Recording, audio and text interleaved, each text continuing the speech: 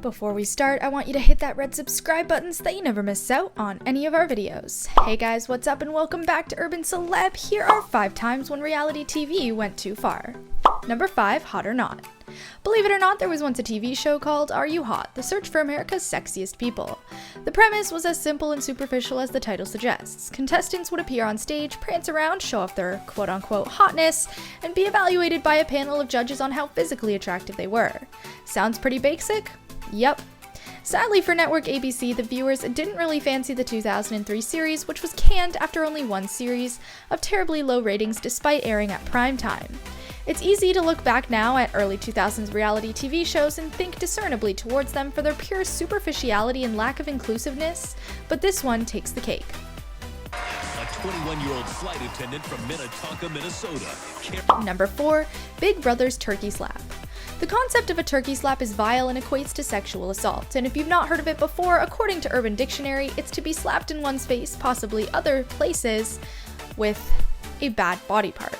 Unfortunately, such an incident occurred on the reality TV social experiment Big Brother, where contestants are isolated inside a house and filmed 24/7.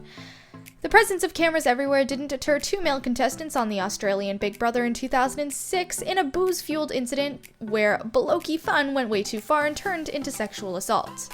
Female contestant Camilla Severi was pinned down by fellow contestant Michael John Brick, with another male, Michael Ashley Cox, slapped her in the face. Remarkably, the incident was aired on Big Brother's adults-only late-night show and outraged followed. The pair were removed from the house and the late-night show was axed. No police charges were ever laid, but Brick and Cox received death threats and were called very bad names in public, while the Australian Prime Minister said the show should have been pulled off air. Yes, as I've already said to you, as it was getting. Number 3, shots fired during vehicle repossession. Things went badly wrong during filming of an episode of Repo Games, when ended up with a man charged with attempted murder and eventually sentenced to jail time. The concept of the short-lived show was the hosts, 2 repo men, would offer owners of vehicles in danger of being repossessed one chance to have debt fully paid off by playing a trivia game, simply answering 5 questions. If the owner got 3 right, the debt would be paid off, and if not, they'd tow away the vehicle. During an episode of this in Las Vegas, it didn't sit well with Carlos Baran. It must be noted the Repo Games crew weren't visiting Barron's home or threatening to tow away his vehicle. In fact, Barron was enraged that the crew had parked a van which blocked his driveway when visiting a neighbor on the same street.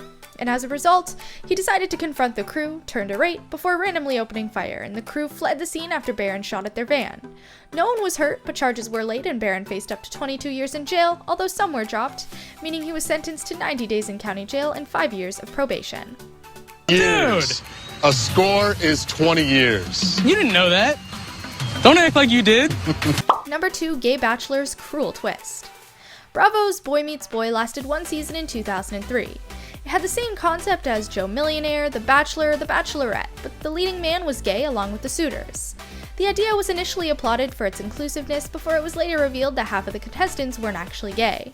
They were pretending.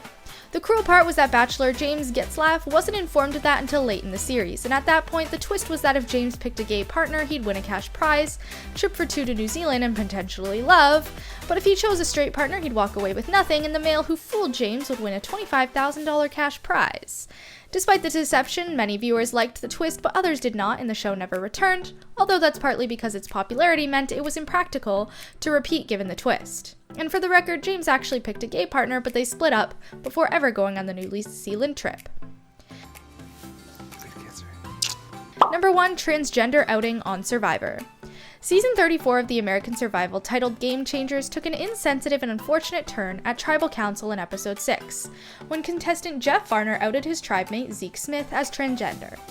You see, Zeke hadn't revealed to his tribe mates that he was born a female, which is his right, but Jeff was trying to use his knowledge of that to desperately show that Zeke wasn't trustworthy and should subsequently be voted out.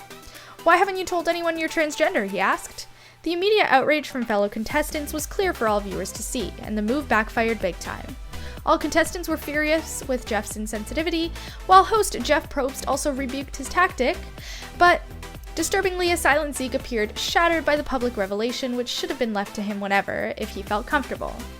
As a result, host Probst decided to take an open roll call instead of the traditional formal vote, and Varner was promptly dismissed 6-0.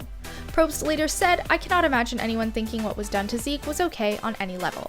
Discussing it. In 2 seasons I've played Survivor, I've told nobody. But this brings us to the end of our video. I hope you enjoyed it. Hit like if you did, and don't forget to subscribe to our channel so you don't miss out on any of our videos in the future. Also, watch the 2 videos that are on your screen, because I'm sure you'll love them. And with that, I'll see you in the next video.